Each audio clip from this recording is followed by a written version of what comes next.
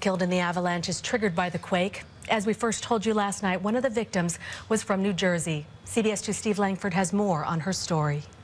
Marissa Eve Girawang, 28 years old, of Edison, New Jersey, a newly appointed base camp doctor on Mount Everest for an expedition company.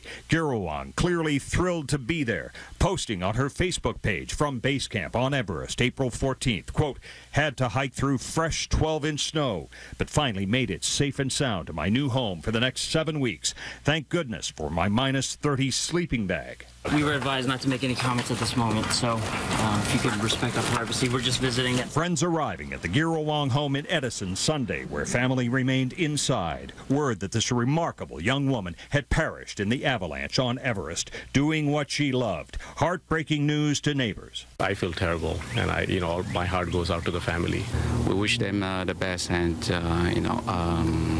rest in peace. Girawang posting on Instagram from Everest the day before she died, quote, "Just getting used to falling asleep to the sound of avalanches and waking up to helicopters into the icefall." This Rutgers graduate who studied medicine in Chicago, spoke 3 languages, and was an avid mountain climber, had most recently worked as a physician assistant in East Orange, New Jersey. Marissa Eve Girawang had an impressive background beyond her work in the ER here at East Orange General. She spent 4 months volunteering at a hospital in Bangkok on tsunami relief 10 years ago. The hospital, in a statement, saying, quote, "East Orange General Hospital extends our deepest sympathy and prayers to the people of Nepal and the family of Marissa Eve Girawang." She was a great person, and we should take her as an example. The tragic allure of the top of the world. In East Orange, New Jersey, Steve Langford, CBS 2 News. 33-year-old Dan Fredenberg, an executive with Google in Mountain View, California, also died in the avalanche. Google says he was in Nepal with 3 other executives climbing Mount Everest. The company says the other employees are safe.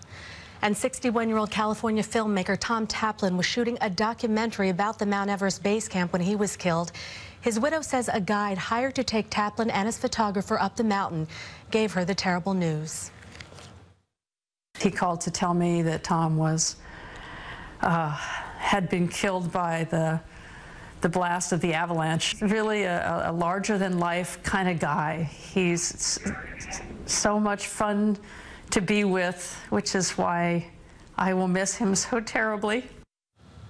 Taplin's widow says the film shoot at Everest was his dream project.